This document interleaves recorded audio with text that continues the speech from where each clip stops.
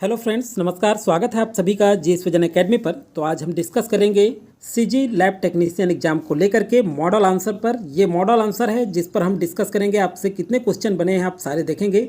तो आप सभी को शुभकामनाएं एक्सपेक्ट करते हैं। आशा है कि आप सभी का एग्जाम बहुत अच्छे से गया होगा, थके होंगे आप। तो चलिए, इस दौरान आपसे कमेंट आया था कि सर लैब टेक्नीशियन का भी कराइए। तो ये लैब टेक्नीशियन का मॉडल आंसर है। क्वेश्चन पेपर जो सीजी लैब टेक्नीशियन एग्जाम जो कल हुआ है उसका मॉडल आंसर है। और हम यहाँ फिजिक्स भौतिकी का मॉडल आंसर देखेंगे। ये मॉडल आंसर हमारे एक्सपर्ट द्वारा बनाया गया है, 2-3 एक्सपर्ट द्वारा। और ये मॉडल आंसर 100% आपको सही बताया जाएगा।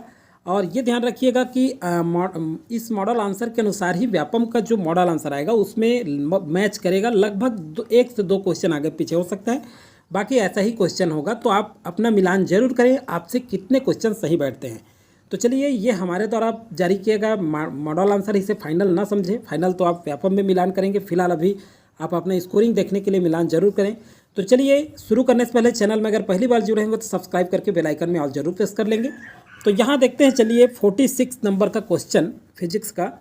यदि किसी दूरदर्शी के अभिदृश्य का फोकस दूरी f1 तथा नेत्रिका की फोकस दूरी f2 की आवर्धन शक्ति होगी, तो इसका सही आंसर आएगा दोस्तों f1/f2। तो ए यहाँ पे करेक्ट आंसर हो जाएगा। चलिए, जल्द ही करेंगे हम लोग। इसके बाद केमिस्ट्री का भी आएगा, फॉरेंसिक साइंस का भी आएगा, अलग अलग आएगा। इसमें हम इस पार्ट में केवल फिजिक्स का कंप्लीट करेंगे, क्योंकि सभी को अभी जो है छाटा जा रहा है एक्सपर्ट द्वारा। जैसे कंप्लीट होता जाएगा आपको प्रोवाइड कराते जाएंगे। 47 है, दूरदर्शी की आवर्धन क्षमता को बढ़ाया जा सकता है। तो 47 का अभिदृश्य की फोकस दूरी बढ़ाकर, ए यहाँ पे करेक्ट आंसर होगा। चलिए 48 नंबर का देखते हैं क्वेश्चन। सही जोड़ी मिलाइए। देखिए, सही जोड़ी मिलाइए, ये कौन सा सेट का है। ये चूँकि पहला पेज फट चुका है तो ये हमें पता नहीं मिला है, मतलब पता नहीं चल पाया है, क्योंकि जो स्टूडेंट द्वारा ये क्वेश्चन पेपर भेजा गया है उसमें कोई सेट नहीं लिखा था। वैसे सभी सेट का क्वेश्चन जो है एक ही होता है, बस क्रम बदला होता है। ये भी मैं जानकारी आपको बता दूं, क्योंकि बहुत सारे कन्फ्यूजन रहते हैं, कमेंट करते रहते हैं, इसलिए जानकारी बताना पड़ता है।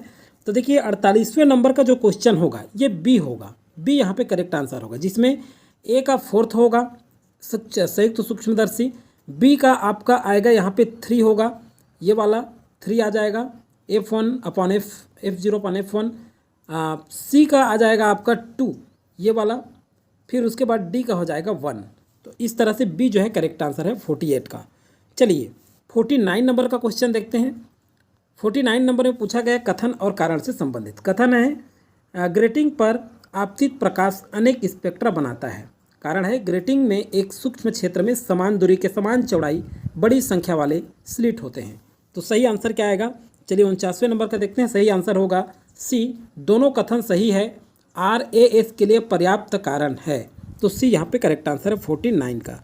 अब देखिए, बहुत सारे कमेंट करते हैं कि सर इस तरह से क्वेश्चन ना बनाएं, आप कूट में बनाएं। तो भाई, प्रीवियस ईयर क्वेश्चन पेपर मैं करा दिया था व्यापम का, उसमें से देखो होंगे तो बहुत क्वेश्चन कब लगभग 3 से 4 क्वेश्चन फंसे हैं। प्रयोगशाला सहायक में भी और इसमें भी आया है। तो देखिए, चलिए देखते हैं। निम्नलिखित चुंबकीय विद्युत चुंबकीय तरंगों को ऊर्जा के आधार पर बढ़ते क्रम में दर्शाइए। तो देखिए 50वें का जो आंसर होगा ये किस क्रम में दर्शेगा। तो देखिए, पहला रेडियो तरंग होगा, फिर उसके बाद पीला प्रकाश होगा, फिर उसके बाद नीला प्रकाश होगा, फिर एक किरण। तो ये जो है ऑप्शन ए में देखने को मिलेगा, DBAC ये क्रम है। तो 50वें का ए जो है करेक्ट आंसर हो जाएगा। चलिए अगला क्वेश्चन देखते हैं। 2 समानांतर तारों से एक ही दिशा में बहने वाली धाराओं के कारण आकर्षण होता है, क्योंकि देखिए ये क्या होता है, क्योंकि दोनों के बीच चुंबकीय बलों के कारण। तो डी यहाँ पे करेक्ट आंसर होगा। 52वें नंबर का क्वेश्चन देखते हैं। अभिकथन है, समांतर धाराएं प्रतिकर्षित करती है तथा प्रति समांतर धाराएं आकर्षित करती है। कारण दिया गया इसका, धारा फर्स्ट प्रवाहित होने वाली एक लंबी परिनालिका के अंदर चुंबकीय क्षेत्र बी का परिमाण बी इक्वल यहाँ दिया है, देखिए μIn, जहाँ n प्रति इकाई लंबाई में घुमाव की संख्या। नीचे विकल्प में आपको छांटना है। तो सही आंसर क्या है, 52 का जो आंसर लिया गया है ये है आपका ए और आर दोनों क्या है, गलत है। ये जो कथन है और कारण है ये दोनों गलत है। 52 का डी करेक्ट आंसर है। 53 नंबर का देखते हैं।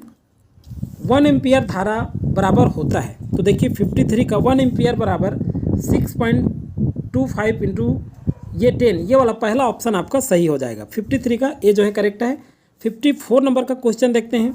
चलिए, दिए गए पदार्थों को उनकी प्रतिरोधकता के आधार पर बढ़ते क्रम में रखिए। देखिए नाइक्रोम, कॉपर, जर्मेनियम और सिलिकॉन।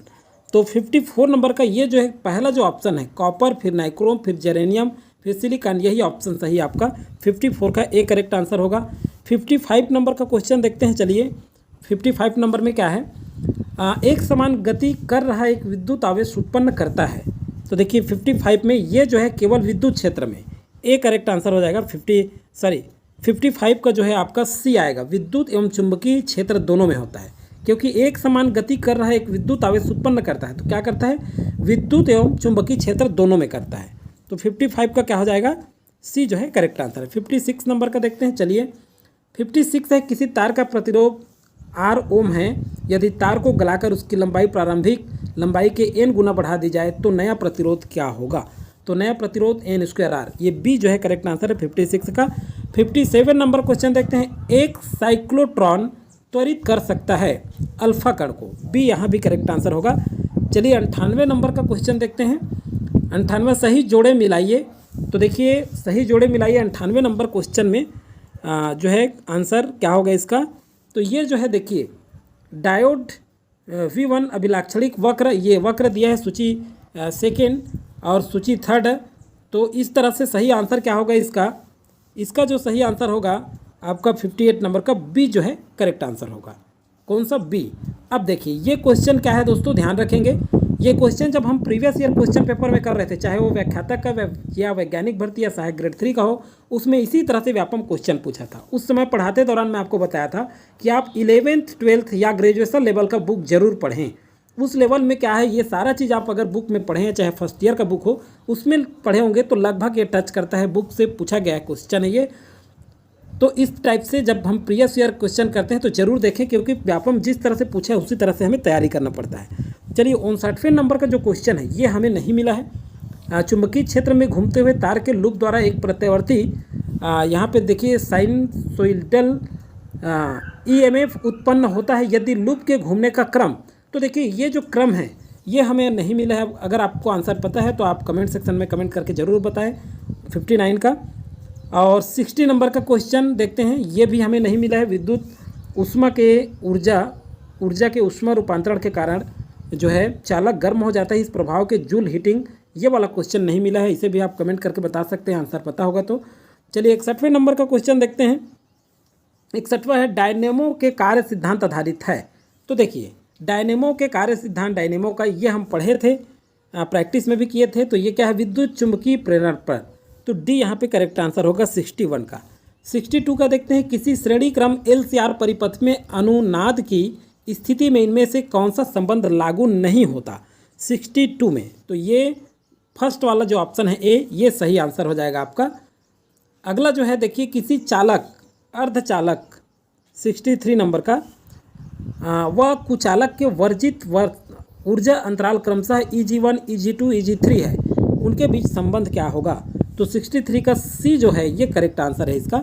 चलिए अगला क्वेश्चन देखते हैं 64 नंबर का, यदि किसी AC सिग्नल का शीर्ष वोल्टेज 300 वोल्ट है तो उसका RMS वोल्टेज क्या होगा। तो देखिए 64 नंबर का क्वेश्चन ये 212.1 वोल्ट होगा। तो जो बुक पढ़े होंगे वो इसे ज़रूर हल कर पाए होंगे, और इसी तरह से प्रीवियस ईयर क्वेश्चन में इसी टाइप का ही क्वेश्चन पूछा गया, सेम वैसे ही क्वेश्चन पूछे हैं। तो प्रीवियस ईयर जो क्वेश्चन किए होंगे वो ज़रूर इस टाइप से तैयारी किए होंगे, उनका पेपर अच्छा गया होगा। तो चलिए आगे देखते हैं 65 नंबर का, कॉलम फर्स्ट में दिए गए लॉजिक गेट को कॉलम सेकेंड में दिए गए एक साथ क्या करना है, समतुल्य में मिलान करना है। तो 65 नंबर में क्या है, इसका सही आंसर आ जाएगा आपका डी। इसका सही आंसर क्या हो जाएगा, डी हो जाएगा। 66 नंबर का क्वेश्चन देखते हैं, निम्नलिखित में से कौन सी भौतिक राशि बेलनाकार प्रतिरोध के रोधक के प्रतिरोध को प्रभावित करती है। तो 66 में ये किसका है। तो देखिए बी और सी, उसकी लंबाई पर और इसके अनुप्रस्थ काट का क्षेत्रफल पर। तो सही आंसर क्या होगा 66 का, बी और सी। तो बी यहाँ पे करेक्ट आंसर लिया गया है। चलिए 67 नंबर का क्वेश्चन देखते हैं, PN संधि के रोधिका विभव का परिणाम है।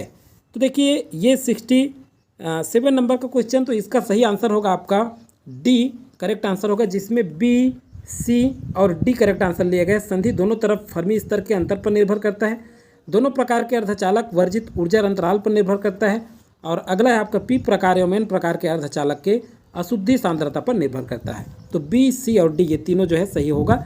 68 नंबर क्वेश्चन देखते हैं। अभिकथन दिया है, अभिकथन और अगला दिया है अभिकारण। तो बहुत लंबा है, सीधा सीधा आंसर बता देता हूँ आपको मैं।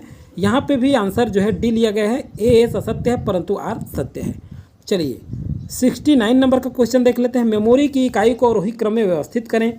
तो मेमोरी की इकाई को व्यवस्थित करें तो ये जो ए वाला जो ऑप्शन है, जैसे टीबी, बाइट, एमबी, जीबी, केबी, तो ये ए जो है करेक्ट आंसर है। ये कंप्यूटर से संबंधित क्वेश्चन पूछा गया है आपका। तो ये 69 हो गया। अब 70 नंबर का क्वेश्चन देखते हैं और अंतिम क्वेश्चन है ये फिजिक्स का। इसके बाद केमिस्ट्री और बायोलॉजी का भी जल्द ही आपको प्रोवाइड कराया जाएगा। एक चीज़ बता दूं दोस्तों, इसमें क्वेश्चन पेपर देखने के बाद लग रहा है कि टफ तो है, ऐसा नहीं है कि सरल कह सकते हैं, क्योंकि व्यापम काफ़ी टफ क्वेश्चन पूछे हैं, व्यापम द्वारा पूछा गया है। और जो है कुछ सरल है, बहुत कम रूप में कहें तो, वैसे टफ क्वेश्चन है ये। तो आगामी एग्जाम में आप बुक जरूर अध्ययन करें।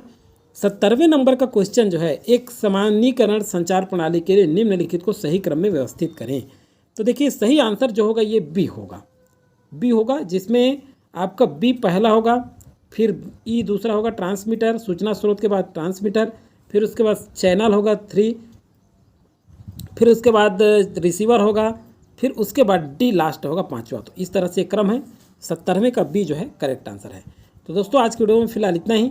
जल्द ही आपको प्रयोगशाला टेक्नीशियन में 2 सब्जेक्ट जो छूटे हैं और फॉरेंसिक साइंस भी छूटा है, उसको लेकर के जल्द उपस्थित होंगे। आज इसमें फिलहाल इतना ही। जय हिंद।